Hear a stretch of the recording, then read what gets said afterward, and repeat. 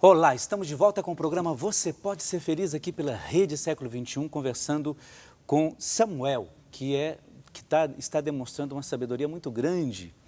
É até estranho falar isso, né? Sabedoria muito grande, parece uma coisa que é redundante, né? Sabedoria não tem tamanho, não é?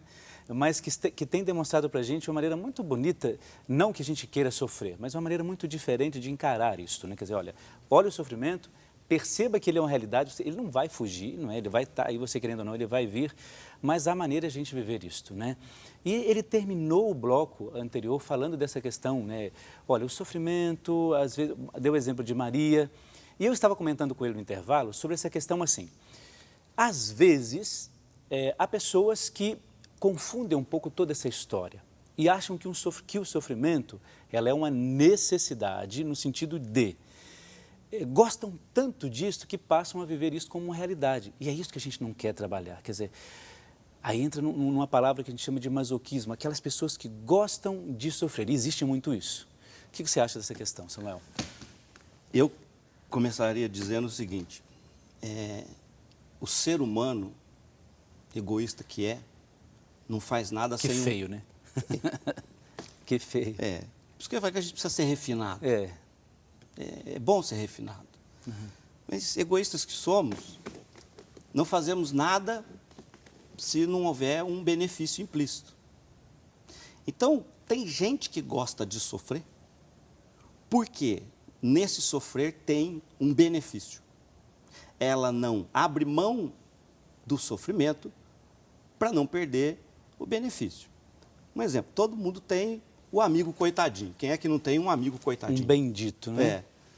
Por que aí você olha, você que está bem, olha e fala, mas que projeto de vida mais miserável, né? Viver nessa situação de coitado, de vítima da vida, olha o que a vida fez comigo, olha o que o destino fez comigo, né? Todo mundo tem um amigo desse. Aí você olha e fala assim, mas peraí, o Samuel está dizendo que tem um benefício nisso. Qual é o benefício? Tem. O benefício é que ele consegue atrair a compaixão das pessoas. Então, é a mãozinha na cabeça, isso é terrível. É o abraço. Então, provavelmente, como ele é uma pessoa que tem dificuldade de conquistar o afeto dos outros de uma maneira mais saudável, ele apela para um recurso, né, que não é saudável, mas que engana um pouco, né, faz crer que ele tem esse afeto em função da sua coitadice, né? Mas é terrível conviver com uma pessoa assim, não é? Porque quando você está bem, você está num alto astral, você está bem por alguma coisa que você conseguiu realizar, você encontra com uma pessoa desta e ela consegue te tirar tudo isto, porque você tem que deixar aquilo que você está vivendo de maneira muito bonita para alimentar essa coitadice dela. Isso. Porque senão ela se sente rejeitada, aquela pessoa que ninguém quer ficar perto. É difícil isso. Mas, de certa forma, a gente tem que deixar um pouco, né? Eu digo assim, qual que é a pior coisa que você faz para uma pessoa dessa? Resolver o problema dela. E não se deve. Porque se você resolve o problema dela, ela vai ter o trabalho de ter que arrumar um outro, né? Para ela continuar nessa coitadice dela. Então é até melhor deixar que ela fique naquele... Nesse mendigar de afeto. Isso é terrível. Né? Ela está mendigando afeto. Agora, você vê, assim, a nossa mente é um negócio fantástico. Eu vou dar um exemplo dessa coisa do ninguém faz nada sem um benefício. Vamos pegar o exemplo de um filho que começou, de um filho adolescente que se envolveu com drogas. Aí você fala, nossa, que opção estúpida, que besteira, está acabando com todo mundo vai fazer, está acabando com a própria vida. E ninguém pergunta por quê ele está fazendo isso. E eu vou dizer para você algumas possibilidades, não dá para esgotar todas, algumas possibilidades. Claro. Por exemplo, ele teve um pai e mãe que se separaram. O filho tem uma dificuldade imensa de culpar a qualquer um dos dois. Claro. O filho não vai, mesmo que a mãe diga, seu pai é isso, é aquilo, é pai. Então, o filho, ele não pode dizer, esse é culpado, aquele é culpado. Minha mãe é culpada, meu pai é culpado. Então, se a mãe não é, o pai não é, quem é? Ele. Eu. Então, se eu sou culpado, eu sou mau, eu mereço sofrer. E ele cria esse cenário de sofrimento. Está vendo? Ele vai se envolver com a sua... Como um processo, pode ser, né? É uma das possibilidades. Um processo de autopunição. Outro cenário. Os pais se separaram, mesmo esquema. Tá. Os pais se separaram lá. Ele não está fazendo isso como autopunição. Ele olha para os pais e diz assim, vocês me fizeram sofrer. Agora eu vou fazer vocês sofrerem. Uma outra possibilidade. É uma outra possibilidade. Outra possibilidade, a última. São várias, né? É porque é muito complexo. Claro, lógico. Né? Para a gente reduzir. A gente assim, dá uma ideia reduzida, só, é isso, claro. Mas é muito complexo. Ele se envolve com a droga porque nessas crises dele, os pais são obrigados a se reunir em torno dele. Ah, ele teve um problema, foi parar na delegacia. Quem é que está do lado dele? Pai e mãe. E ele começa a cultivar essa ilusão de família reunida de novo.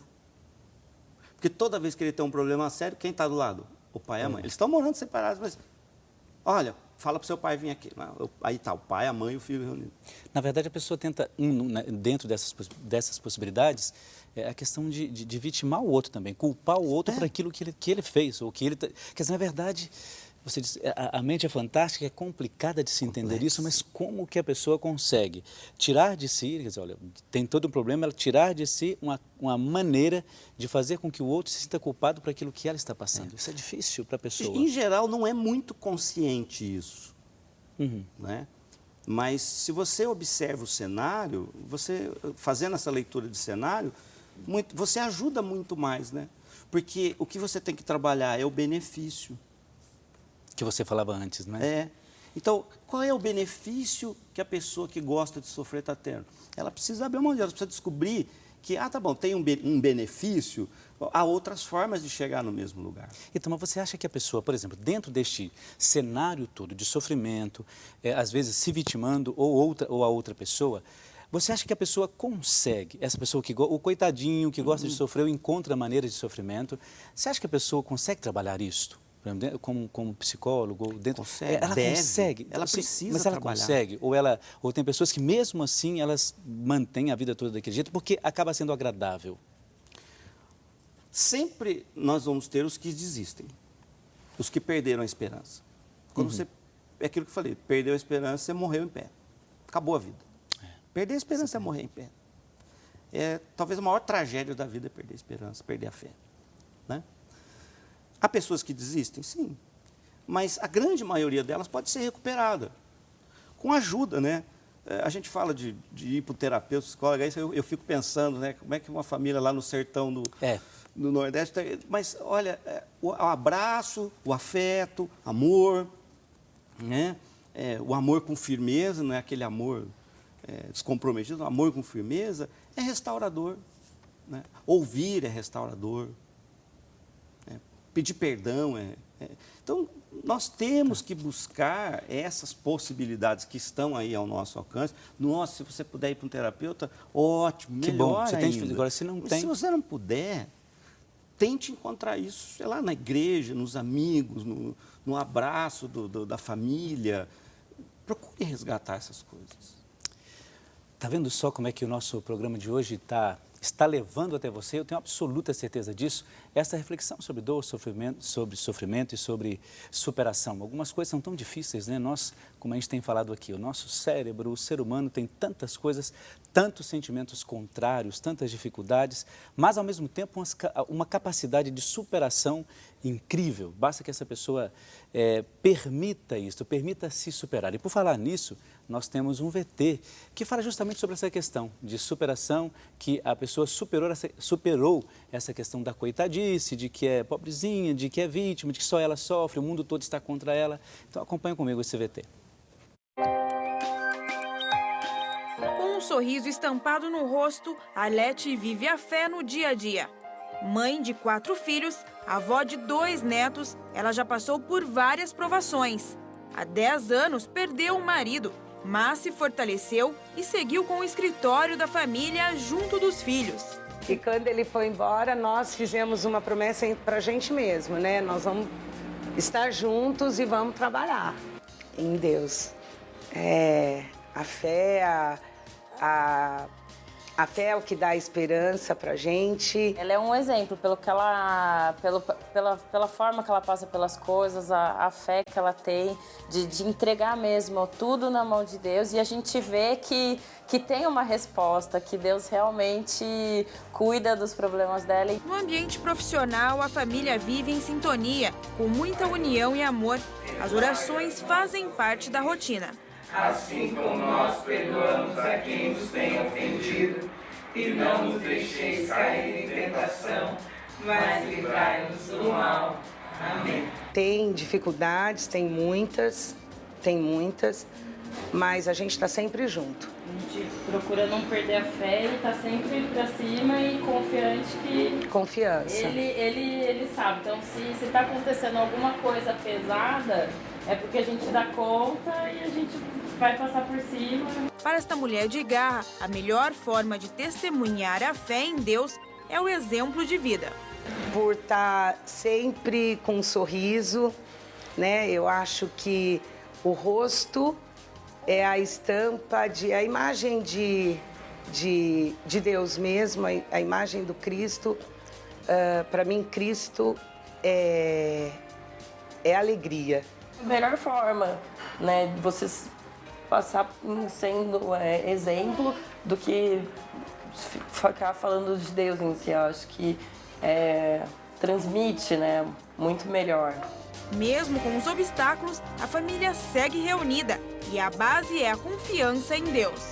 Acho que sem fé a gente não teria passado por várias coisas, assim, até desde a morte do meu pai, que foi o mais... Acho que foi a pior parte, né? Mas a fé é muito importante. Nem sempre você consegue ter tudo certinho. Então você encontra obstáculos que você tem que falar. Ai, meu Deus. E ir em frente, não é mesmo? É a fé que Deus está no comando.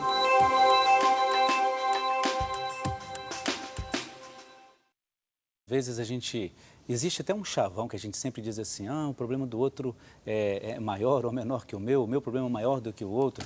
E a gente, acompanhando testemunhos como este, a gente começa a entender assim, olha, de fato a confiança ela é essencial, aquilo que o Samuel tem dito aqui, não é? A fé ela é fundamental para a gente superar estes momentos. O que você achou desse VT, desse testemunho, aliás, né? Sim, é muito bonito e eu achei muito interessante no momento que ela fala da carga pesada, que me lembrou, né, aquilo que o apóstolo Paulo escreve aos Coríntios, né, numa das cartas aos Coríntios, que ele diz que Deus nunca há de colocar sobre as nossas costas um fardo maior do que a gente pode carregar. Então, eu acho que quem está em casa, quem tem fé, quem crê na palavra, precisa acreditar nisso, precisa lembrar disso, né? Olha, Deus nunca vai colocar sobre as nossas costas um fardo maior do que a gente pode carregar.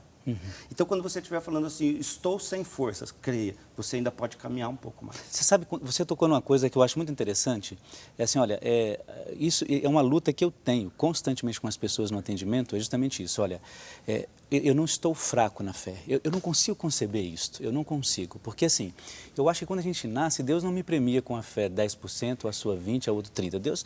É a fé que nós temos, né? E a religiosidade vai nos ajudando ao longo da nossa vida a desenvolver isso e alimentar isso através da nossa oração. Então, quando a pessoa diz, olha, eu não tenho forças e tal, eu não consigo acreditar nisso. Eu acho que nós temos força. Eu acho que o problema, às vezes, ele vem de uma maneira tal na nossa vida que, pegando a gente de surpresa, você não consegue discernir sobre aquilo naquele momento. Não consegue. E aí você acha, puxa vida, estou sem fé. Mas eu não acredito nisso. Não. Eu não acredito. São Paulo é muito correto nesse sentido. Olha, Deus sabe a dosagem daquilo que eu posso carregar, não é? A dose, melhor dizendo, de tudo isso. Sim. Então, por isso, quando a gente vê um VT assim, ajuda muito. E São Paulo, ele coloca outra coisa importante. Ele diz assim, num dado momento, ele vai dizer, abatidos, porém não derrotados. E a gente precisa entender, existe o momento do abatimento? Evidente que existe. É humano se abater. Me abati. Estou derrotado? Não. E é isso que ele fala. E como que a gente tem vergonha de trabalhar esses sentimentos, não? É. Que bobeira, não é? Às vezes, até mesmo eu tenho isso, sabia? De você, assim, ó, vem o sofrimento, assim, não, peraí, eu não posso ser fraco, mas eu posso ser fraco, sim, naquele momento ali, porque, assim, é um abatimento normal da vida, não é? E nem sempre a gente consegue. Claro, o abatido não quer dizer que você se deixou vencer pelo cansaço. Não. Mas é um O momento, olha... abatimento é humano. É exato. Eu não sou um super-herói. Exato. Eu não tenho que ser super-herói. E não preciso. Não preciso ser super-herói. Se a gente presta muita atenção assim, nos escritos do apóstolo Paulo, a gente vê que no final da carreira dele, nitidamente ele está profundamente abatido. Ele está pedindo os livros dele de volta, ele está pedindo a companhia de um amigo, ele está preso, ele está se sentindo sozinho.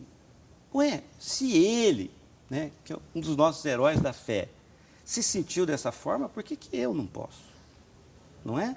Então, a gente precisa aprender que sentir dor, sentir-se abatido,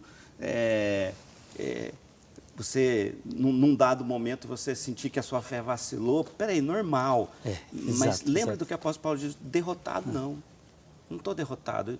Eu posso caminhar, eu devo caminhar, porque eu tenho uma promessa de Deus para a minha vida de que o fardo nunca vai ser maior. Tem hora que pesa bastante, né? Você vai lá como Jesus ali, vai uma vez, vai duas vezes, você vai lá embaixo, não colocando Jesus como fracassado, claro que não.